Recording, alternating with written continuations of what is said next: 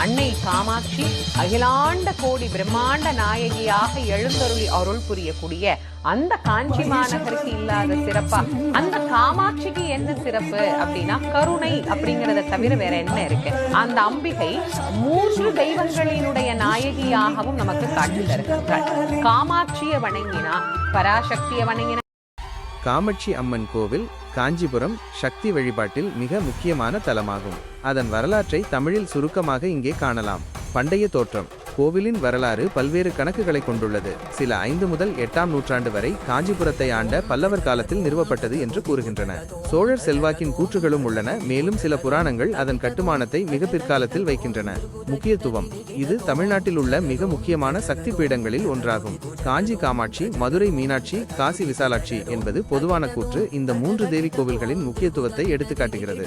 இது 51 சக்தி பீடங்களில் ஒன்றாகும். அங்கு தேவியின் இடுப்பு எலும்பு விழுந்தது என்று கூறப்படுகிறது. ஆதிசங்கரின் பங்கு. ஆதிசங்கரர் கோவிலின் வரலாற்றில் குறிப்பாக ஸ்ரீ சக்கரத்தை நிறுவுவதில் முக்கிய பங்கு வகித்ததாக நம்பப்படுகிறது. ஆதிசங்கரர் தேவியின் உக்கிர வடிவத்தை அடக்கி அவரை அமைதியான காமாட்சி வடிவமாக மாற்றினார் என்றும் கூறப்படுகிறது. கோவில் அம்சங்கள். கோவில் திராவிட கட்டிடக்கலை பாணியை வெளிப்படுத்துகிறது. கோபுரங்கள், பிரகாரங்கள் மற்றும் மண்டபங்கள் போன்ற அம்சங்களை உள்ளடக்கியது. காமாட்சி தேவி கரும்புவில் மற்றும் பிற சின்னங்களை ஏந்திய யோக தோரணையில் சித்தரிக்கப்படுகிறார். திருவிழாக்கள்.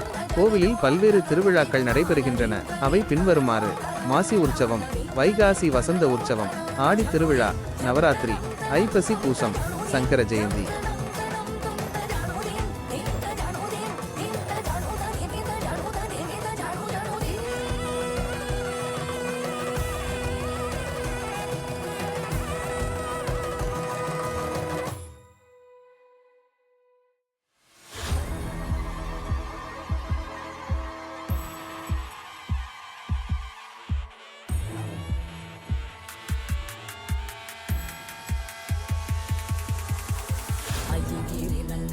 नन्दितमेदिनि विश्वविनोदिनि नन्दिनुते गिरिवरविन्द्यशिरोदिनि वासिनि विष्णुविलासिनि जिष्णुनुते पदमदिहे क्षितिकण्ठकुटुम्बिनि भूरि कुटुम्बिनि भूरि कृते जय जय हे महिषासुरमर्दिनि रम्यकपर्दिनि शैलसुते सुरवरवर्षिणि दुर्धरदर्शिनि दुर्मुखमर्षिणि हर्षरते त्रिभुवनपोषिणि शङ्करदोषिनि किल्बिषमोषिनि घोषरते तनुजनिरोषिनि दितिसुतरोषिनि दुर्मदशोषिनि सिन्धुसुते जय जय हे महिषासुरमर्दिनि रम्यकपर्दिनि शैलसुते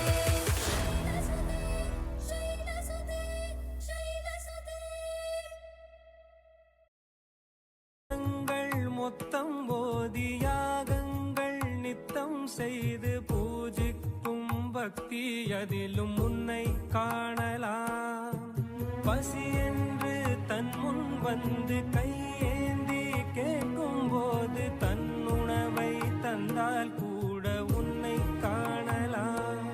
உன்னை